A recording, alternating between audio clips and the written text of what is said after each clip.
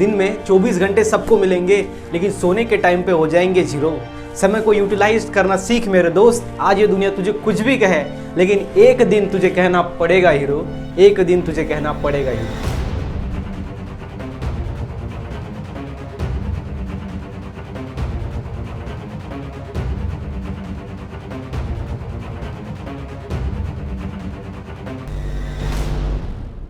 सो hi friends, कैसे हो आप सब लोग। स्वागत है आप सभी का हमारे यूट्यूब चैनल के अंदर। Welcome guys, all of you all. Okay, so guys यहाँ पे हम चैप्टर नंबर 8 देख रहे हैं, रेस्पिरेशन एंड सर्कुलेशन, जो कि मोस्ट आईएमपी चैप्टर है आपके मिस सीटी एग्जाम के लिए। ओके, तो यहाँ पे गाइज हमने इसका पार्ट फर्स्ट ऑलरेडी अपलोड हो चुका है, आप देख सकते हो चैनल के प्लेलिस्ट में जाके। और ये हम आज देखेंगे इसका पार्ट 2। ओके, पार्ट 2 आज हम देखने वाले हैं, जिसके अंदर हम देख रहे हैं PYQ, previous year questions.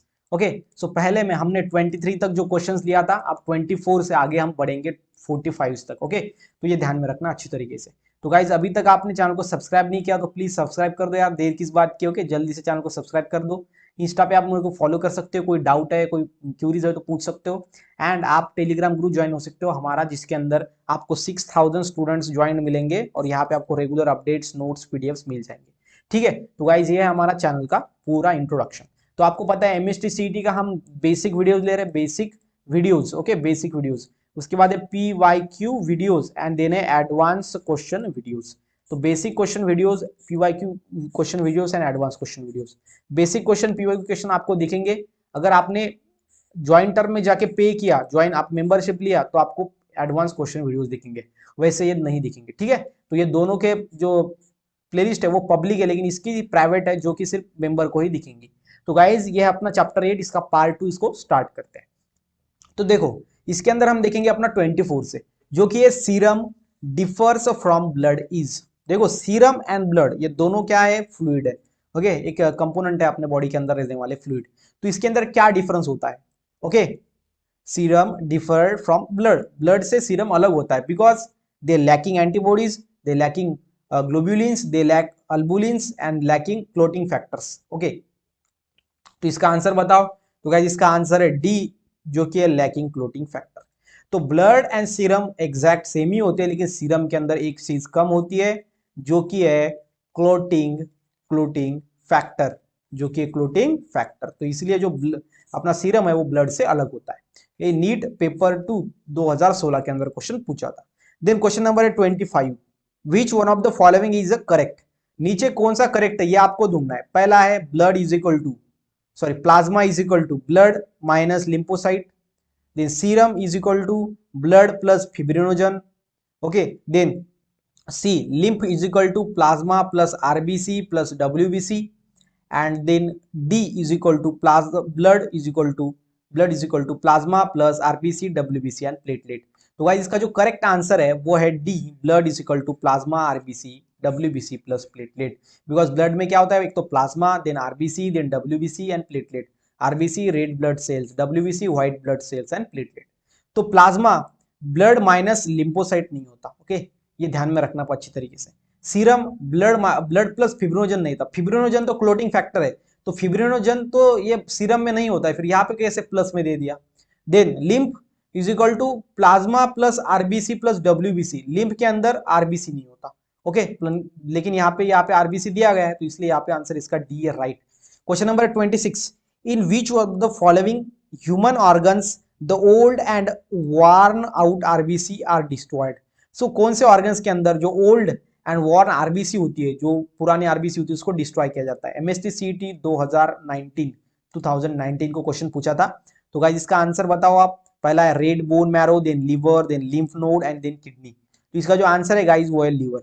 Liver के अंदर जो रेड ब्लड सेल होते हैं, जो कि पहले पुराने हैं, उसको डिस्ट्रॉय किया जाता है। Then question number 27, in case of severe allergy and cough the physician advise the patient to get the blood check and what is the expected in the blood, okay, blood smear report. तो जो blood का report होता है, तो पहले अभी देखो allergic condition के अंदर क्या होता है, जब एलर्जी है, कफ है, तो फिजिशियन क्या एडवाइस करता है कि आपको ब्लड चेक कर लेना है। बिकॉज उसके अंदर क्या पता चलता है हमको रिपोर्ट के अंदर, जब एलर्जी हो, एलर्जिक कंडीशन हो। तो यहाँ पे आपको एक ध्यान में रखना होगा कि हमारे पास क्या होते हैं, डिफरेंट सेल्स होते हैं, RBC, WBC, प्लेटलेट। WBC के अंदर दो टाइप के सेल होते हैं, एक होते हैं ग्रैन्युलोसाइट्स, सेकंड होता है अग्रेन्युलोसाइट्स। कौन कौन से होते हैं? ग्रेन्युलोसाइट्स, सेकंड होता है अग्रेन्युलोसाइट्स। तो ग्रेन्युलोसाइट्स के अंदर तीन होते हैं, acidophil, basophil, neutrophil. Okay, and agranulocytes के अंदर दो होते हैं जो कि मोनोसिट्स एंड लिम्फोसिट्स। तो इसी तरीके से एक वहां पे एक ऐसी सेल होती है जो एलर्जिक कंडीशन के अंदर बढ़ जाता है, एलर्जिक कंडीशन के अंदर बढ़ जाता है। तो अगर आपको एलर्जी है तो कौन सा रिपोर्ट के अंदर क्या होगा? ल्यूकेमिया होगा, पॉलिसीथेमिया होगा, इओसिनोफिलिया होगा या फिर ल्यूकोपेनिया होगा। तो गाइस इसका जो आंसर है वो बताता हूं मैं, वो है इओसिनोफिलिया, इओसिनोफिली। ओके, यहाँ पे एक सेल होता है जो कि इसको हम एसिडोफिल्स बोलते हैं, एसिडोफिल्स। ओके, फर्स्ट वाला, ये ग्रेन्युलोसाइट्स के अंदर का फर्स्ट वाला सेल एसिडोफिल्स, और जिसका दूसरा नाम है इओसिनोफिल्स। और ये एसिडोफिल्स तब बढ़ते हैं बॉडी के अंदर जब एलर्जिक कंडीशन हो। कब बढ़ते हैं? जब एलर्जी हो जाए। तो इसीलिए फिर बाद में ब्लड रिपोर्ट के अंदर क्या दिखेगा? इओसिनोफिलिया। तो आप बोलेंगे सर ये तो इसको हम इओसिनोफिल बोलते हैं, इओसिनोफिल्स, इओसिनोफिल्स बोलते हैं। तो जिस प्रोसेस के अंदर इओसिनोफिल्स बढ़ जाता है उस प्रोसेस को हम इओसिनोफिलिया कहते हैं। समझ में आ गया? तो ये कितना इंटरेस्टिंग एंड कितना कंसेप्ट के ऊपर बेस्ड क्वेश्चन था। ये एमएसटी सीटी 2019 के अंदर क्वेश्चन पूछा था, लेटेस्ट क्वेश्चन है। ओके, इसी तरीके से आपको क्वेश्चन पूछे जाते हैं। आपको मालूम होना चाहिए कि कौन से सेल कब बढ़ते हैं। और यहाँ पे देखो क्वेश्चन कितना अच्छा डाला है कि अगर वो फिजिशियन के पास जाएगा एलर्जिक कंडीशन के अंदर, वो ब्लड का रिपोर्ट निकलेगा तो उसके अंदर कौन कौन क्या होगा? ल्यूकोमिया होगा, पॉलिसीथेमिया होगा, पॉलिसीथेमिया मतलब आरबीसी बढ़ जाना, ल्यूकोपेनिया मतलब क्या होता है? डब्ल्यूबीसी घट जाना। तो इसी तरीके से चारों जो ऑप्शंस है वो प्रोसेस है जिसके अंदर कुछ ना कुछ बढ़ा है या फिर घटा है। तो इसका आंसर है गाइस बी। देन नेक्स्ट देखते हैं, क्वेश्चन नंबर है 28, जो कि है the T wave in the ECG represent. जो टी वेव होती है ईसीजी के अंदर, ईसीजी मतलब इलेक्ट्रोकार्डियोग्राफी, जिसके अंदर क्या होता है, जो टी वेव होती है वो क्या रिप्रेजेंट करती है आपको बताना है। इसका जो पहला ऑप्शन है वो depolarisation of ventricle, then electrical excitation of atria, then beginning of systole and return of ventricles from the excitation state. Okay, तो इसका जो आंसर है गाइज वो आपको बताना है कौन सा है। तो इसका आंसर है डी, जो कि return of ventricle from the excitation site. Excitation होना मतलब क्या होता है? कॉन्ट्रैक्शन। Okay, contraction. और उसके return to ventricle from excited state से रिटर्न हो जाना मतलब होता है रिलैक्सेशन। क्या होता है? रिलैक्सेशन। और रिलैक्सेशन अगर वेंट्रिकल वेंट्रिकल जब रिलैक्सेशन होता है, वेंट्रिकल रिलैक्सेशन, वो हम शो करते हैं टी वेव से। देखो पी, ओके, पी वेव होता है सबसे पहले, then Q R S complex होता है, Q R S complex and T wave. देखो यहाँ पे ईसीजी के अंदर इतना होता है, एक होता है P, then Q R S complex and T wave. Okay, ये P wave, then Q R S complex and then होता है टी वेव। ओके, सो ये किससे डिनोट करता है इसको? ये पी वेव होता है ऑरिकुलर कॉन्ट्रैक्शन, ऑरिकल का contraction, auricle contraction. Okay, then then Q R S, यह है ventricular contraction, ventricular contraction. Okay, and जो टी वेव होता है ये होता है ज्वाइंट रिलैक्सेशन के लिए, ये रिप्रेजेंट करता है ज्वाइंट रिलैक्सेशन। ओके, ये ध्यान में रखना है आपको अच्छी तरीके से। उसके बाद नेक्स्ट में question number 29, match the following first with the second. देखो यहाँ पे जैसे ही दिया गया है पी वेव, मैंने क्या बताया आपको? Auricular contraction. तो क्या आएगा? देखो यहाँ पे ऑरिकुलर कॉन्ट्रैक्शन नहीं बोलेंगे, आपको थोड़ा घुमा फिरा के आंसर देना पड़ेगा। तो जो पी आएगा वो होगा गाइज, वो होगा depolarisation of ventricle, depolarisation of ventricle. मतलब कि क्या? डीपोलराइजेशन ऑफ वेंट्रिकल मतलब क्या? और वेंट्रिकुलर रिलैक्स होंगे तब ऑरिकुलर कॉन्ट्रैक्ट होंगे, है कि नहीं? उसके बाद Q R x complex, Q R x complex का क्या बताया है? तो जो पी वेव का होगा वो क्या होगा? पी वेव का वो होगा गाइज डीपोलराइजेशन ऑफ एट्रिया, मतलब एट्रिया मतलब ऑरिकुलर कॉन्ट्रैक्ट, एट्रिया मतलब ही ऑरिकल, ऑरिकल का कॉन्ट्रैक्ट हो जाएगा, कॉन्ट्रैक्शन। ओके, जो कि होगा पी वेव का। ओके, ये क्या है अपना? पी वेव हो गया, पी वेव खत्म। देन उसके बाद सेकंड में Q R S complex, Q R S complex क्या होता है? ओके, बताओ क्यू आर एस कॉम्प्लेक्स, जिसके अंदर क्या होता है? डीपोलराइजेशन ऑफ वेंट्रिकल, वेंट्रिकुलर क्या, वेंट्रिकल्स क्या होते हैं? कॉन्ट्रैक्शन। इसलिए ये इसका क्या होगा फिर? ये होगा अपना सेकंड का होगा पी। ओके, सेकंड का क्या होगा? पी। उसके बाद third T wave, T wave से क्या होता है? Joint relaxation. क्या होता है? Joint relaxation. तो यहाँ पे क्या आएगा? रीपोलराइजेशन ऑफ वेंट्रिकल आएगा। क्या आएगा? Repolarisation of ventricles. एंड उसके बाद reduction in the size of T wave, T wave की साइज रिडक्शन हो जाएगा उसका। और फिर उसका आंसर क्या होगा गाइज? उसका आंसर होगा coronary ischemia. Okay, coronary ischemia. तो ये ध्यान में रखना है आपको अच्छे तरीके से। तो गाइज इसका आंसर क्या है? आंसर आएगा इसका सी। ओके, आंसर आएगा सी। देन क्वेश्चन नंबर देखते हैं अपना 30, जो कि है heart attack is also called as, जो हार्ट अटैक है उसको हम क्या कहते हैं, heart attack is also called as atherosclerosis, angina pectoris, then bradycardia and myocardial infection. तो गाइस इसका जो आंसर है वो है मायोकार्डियल इन्फेक्शन। हार्ट अटैक क्या है, तो मायोकार्डियल इन्फेक्शन, उसको हम क्या कहते हैं, मायोकार्डियल इन्फेक्शन कहते हैं।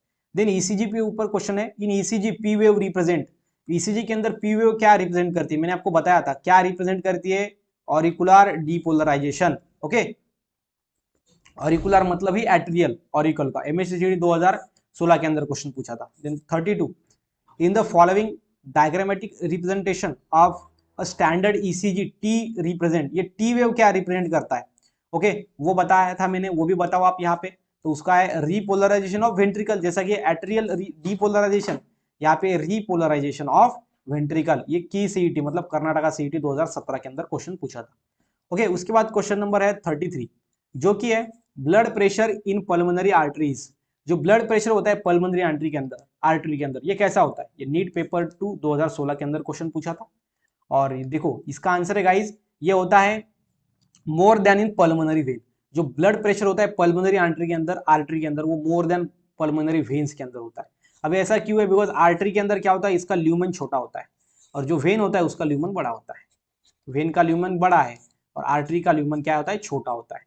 ओके, इसलिए यहाँ पे कम जगह है, इसलिए जो फोर्स होगा, प्रेशर होगा वो ज्यादा होगा, यहाँ पे ज्यादा जगह है बहने के लिए, इसलिए फोर्स कम होगा।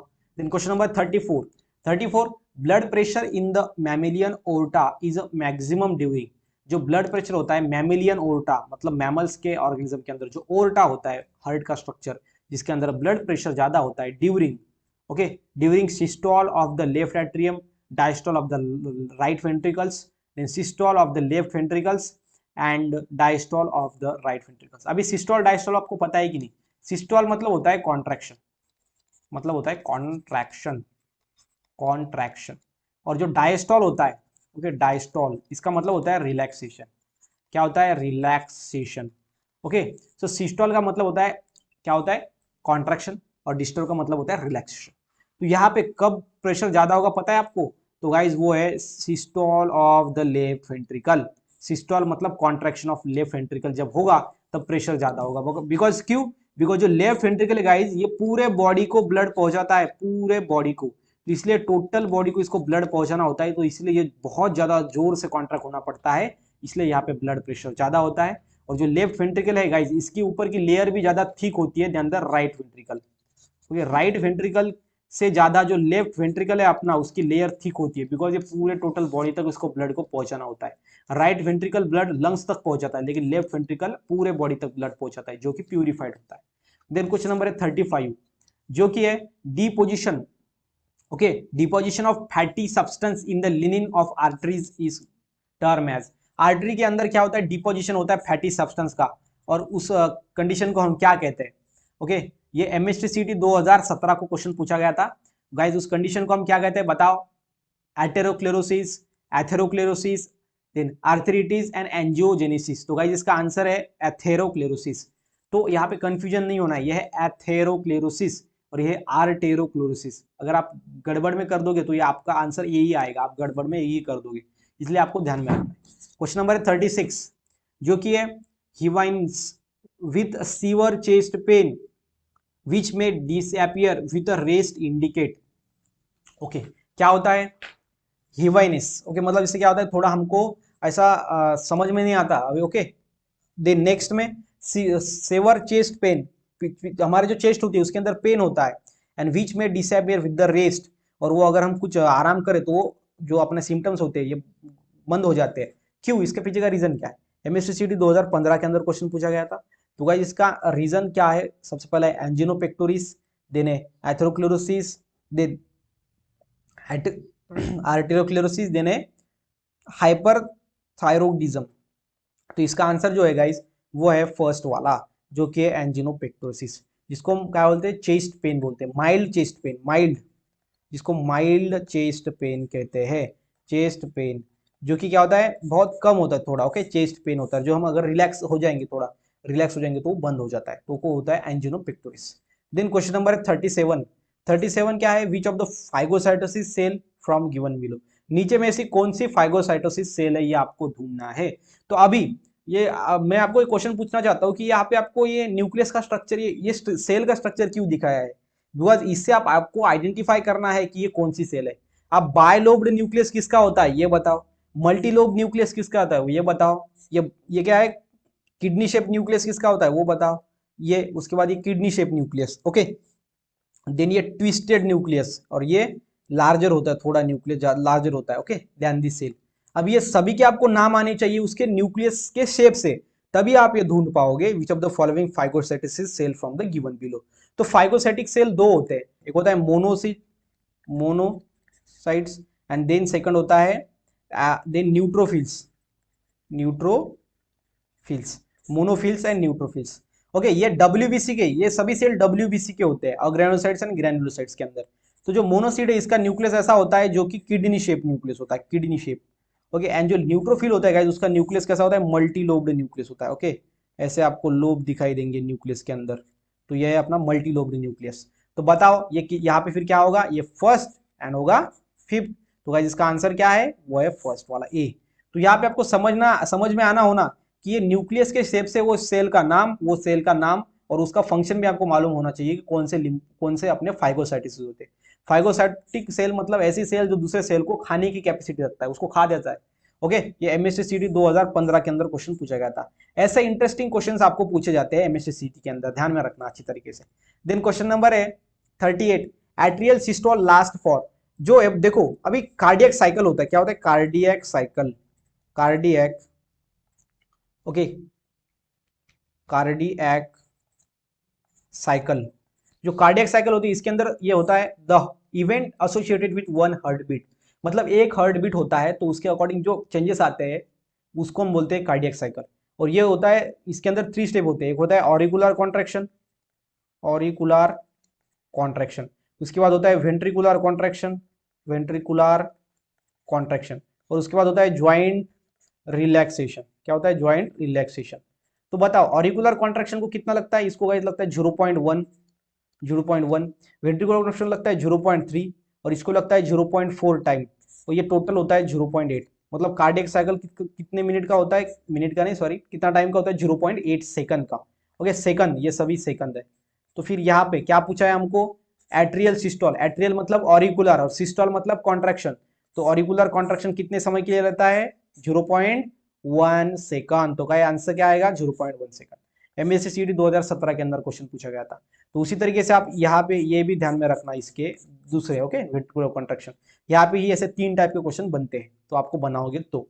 देन क्वेश्चन नंबर है 39, 39 का क्वेश्चन है the study of blood vessels is term as, देखो स्टडी ऑफ ब्लड वेसल्स को हम क्या कहेंगे, okay.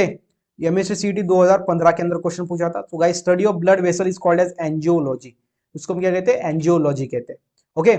Study of blood is called as haematology, study of muscles, okay, called as cardiology, study of heart, okay, study of heart हम बोलते हैं इसको, cardiology कहते हैं, and study of tissue called as histology. समझ में आ गया। देन क्वेश्चन नंबर है अपना नेक्स्ट में 39 के अंदर ही एक क्वेश्चन है, in the following diagram TS of arteries and region mark X is, यहाँ पे जो एक्स रीजन है उसको हम क्या कहते हैं, ये क्या है, टीएस ऑफ आर्टरी है, आर्टरी का टीएस ट्रांसफर सेक्शन, इसके अंदर जो नीचे में सबसे है जो एक्स रीजन है वो क्या है, ओके, ऐसे इसको हम क्या कहते हैं, बताओ बताओ इसका आंसर, tunica media, tunica externa, tunica interna, tunica albuginea. तो गाइज इसका जो आंसर है वो बताओ आप क्या है, क्योंकि इसका आंसर है ट्यूनिका इंटरना, ट्यूनिका इंटरना मतलब अंदर की लेयर, उसके बाद ट्यूनिका मीडिया और ट्यूनिका एक्सटर्ना, ऐसा होता है टीएसओ4, समझ में गया। तो ये क्या है, ट्यूनिका इंटरना है। Then question number 38, bradycardia indicate slow heart rate generally below, जो ब्राडिकार्डिया है, ब्राडिकार्डिया जिसमें होता है, क्या होता है, हार्ट बीट रेट अगर आपका कम हो जाए तो उसको हम ब्राडिकार्डिया कहते हैं, क्या कहते हैं, ब्राडिकार्डिया, जिसमें हार्ट बीट जो रेट होता है, हार्ट बीट रेट वो कम हो जाता है। अब नॉर्मल आपको पता होना चाहिए तभी आप इसका आंसर दे पाओगे। नॉर्मल हार्ट बीट रेट होता है 120/80 mmHg, तो कम हो गया मतलब इससे वैल्यू कम हो जाएगा। तो वैल्यू यहाँ पे देखो कौन सा कम है इससे, एक है 70 बीट्स, 75 बीट्स। तो अभी गाइज ये मैंने आपको बताया ये है ब्लड प्रेशर का, ओके, ये ब्लड प्रेशर है। आपको यहाँ पे बीट्स में पूछा है, बीट्स में, तो जो नॉर्मल वैल्यू होता है वो होता है 72 टाइम पर मिनट, ओके। 1 मिनट के अंदर 72 टाइम बीट होना, ये नॉर्मल वैल्यू रहती है। अगर उससे कम हो जाए तो वो है ब्राडीकार्डिया। तो यहाँ पे कम देखो कौन सा है, 72, 80, 75, 60। ओके 60 बीट, सबसे कम कौन सा है 60, बिकॉज 72 नॉर्मल है। तो इसका आंसर क्या है D. Question number 39, the parotid salivary gland are innervated by the branches of blank space nerve. जो पैराटिड सलाइवरी ग्लैंड होती है गाइज, वो इनरवेटेड होती है, बाद में उसको ब्रांचेस के टाइप में कन्वर्ट होती है, वो किसके नर्व से। ओके एमएसटी 2016 के अंदर क्वेश्चन पूछा था। तो गाइज इसका जो आंसर है वो है facial nerve. Okay facial nerve से। देन क्वेश्चन नंबर है 40, if a cranial nerves 12 pairs then spinal nerves. देखो क्रैनियल पेयर्स के अगर 12 पेयर्स है क्रैनियल नर्व्स के, तो जो स्पाइनल नर्व होंगे उसके कितने पेयर्स रहेंगे। ओके तो बताओ इसका आंसर। तो गाइस उसका पेयर होता है 32 पेयर्स के होते हैं हमारा स्पाइनल नर्व होते हैं। ओके क्रैनियल नर्व्स मतलब क्या होते हैं, nerve arises from brain, and spinal nerve क्या होता है, nerve arises from spinal cord. MST 2017 के अंदर क्वेश्चन पूछा था। देन 41 नंबर का question, which of the following correct statement is correct. नीचे वाला स्टेटमेंट कौन सा करेक्ट है ये आपको बताना है। Cornea is an external, transparent, and the protective and the proteinous covering of the eyeball. Then cornea consists of the dense connective tissue of elastic and can repair itself. Cornea is convex. Then transparent layer which is highly vascular. Then cornea consists of dense matrix of the collagen and it is the most sensitive portion of the eye. तो guys इसका जो answer है वो है सी। सी क्या है हमारा correct है, बाकी के जो तीनों स्टेटमेंट है वो रॉन्ग है। सी क्या है करेक्ट है, बाकी के ये जो स्टेटमेंट है गाइस वो है रॉन्ग। ओके कार्निया एक्सटर्नल नहीं होता। ओके क्या होता है एक्सटर्नल फिर, okay sclera, choroid and retina. Okay तो कॉर्निया क्या होता है, जो स्क्लेरा होती है वो सामने बाहर में आके कॉर्निया बन जाती है आगे में आके। ओके ये ध्यान में रखना है आपको। देन क्वेश्चन नंबर है 43 है branching tree like the processes of white matter extended into grey cortex of the cerebellum is called as. देखो branching tree like process, okay देखो ब्रांचिंग ट्री लाइक प्रोसेसेस, जो व्हाइट मैटर होता है वो बाहर आता है ग्रे मैटर में सेरेबेलम। ओके ऑफ सेरेबेलम का वो ऐसा ब्रांचिंग पैटर्न के जैसा, उसको हम क्या कहते हैं। ओके उसको हम क्या कहते हैं, आर्बोरविटी, गायरी, क्यूरा सेरेब्री एंड थैलेमी। तो गाइस उसको हम कहते हैं क्यूरा सेरेब्री। एमएससी 2018 के अंदर क्वेश्चन पूछा था। देन क्वेश्चन नंबर है 44, which sentence are wrong about the acquired reflex action. Acquired reflex action से कौन सा स्टेटमेंट रॉन्ग है। These are the non heritable, मतलब वो एक जनरेशन दूसरी जनरेशन में नहीं जाती। देन दीज आर परमानेंट, ये परमानेंट होती है। एंड दे हैव डिसअपियर्ड और रीअपियर्ड, वो डिसअपियर हो जाती है कभी कभी रीअपियर हो जाती है। And example is knee jerk. Okay example is knee jerk. So guys इसका आंसर क्या है पता है आपको, इसका आंसर है ए, मतलब फर्स्ट एंड सेकंड, मतलब these are non heritable and these are permanent. ये क्या है, ये एक्वायर्ड रिफ्लेक्स एक्शन से रॉन्ग है। ओके हिसाब से बाकी के तीनों राइट है, ये रॉन्ग है। देन क्वेश्चन नंबर है 45 and last question, how many pairs of sympathetic ganglia are present in ANS. Okay sympathetic ganglia कितने प्रेजेंट होते हैं एएनएस, ऑटोनॉमस नर्वस सिस्टम के अंदर। तो गाइस ये बेसिक सा क्वेश्चन है, इसके आंसर है 22 पेयर्स होते हैं। ओके ये एमएसटी 2015 के अंदर क्वेश्चन पूछा गया था। तो गाइस मुझे लगता है यहाँ पे हमने 45 जो है क्वेश्चंस ले लिए हैं 24 से लेके। ओके यहाँ पे पार्ट 2 हमारा खत्म होता है, जितने भी क्वेश्चंस हमको मिले वो सभी हमने लिए रेस्पिरेशन एंड सर्कुलेशन है चैप्टर के ऊपर। तो अभी आपको समझ में आया गया होगा कि एमएससी के अंदर कैसे क्वेश्चन पूछे जाते हैं। कुछ क्वेश्चन हार्ड होते हैं बहुत ही ज्यादा, जो कंसेप्ट के ऊपर बेस होते हैं। कुछ एज इट इज जैसे कि वैसे क्वेश्चंस होते हैं। ओके जो कि सिंपल में कुछ फिनोमिनन पे बेस्ड होते हैं, जैसे कि कार्डियक साइकिल का टाइम कितना होता है, तो 0.8 सेकंड। तो वो तो क्या है नॉर्मल है, ठीक है। कुछ कुछ क्वेश्चन हमको अपना दिमाग लगा के सॉल्व करने पड़ते हैं। तो गाइस मुझे लगता है आपको बेसिक आइडिया आ गया होगा। वीडियो अगर अच्छा लगा हो तो वीडियो को लाइक करना ना भूलिएगा। उसके साथ ही साथ ये वीडियो को शेयर करना अपने फ्रेंड के साथ, ताकि उनको बायोलॉजी में प्रिपरेशन करने के लिए हेल्प हो सके फॉर एमएससी सीटी एग्जाम। ओके सो मिलते हैं guys next video next topic के साथ।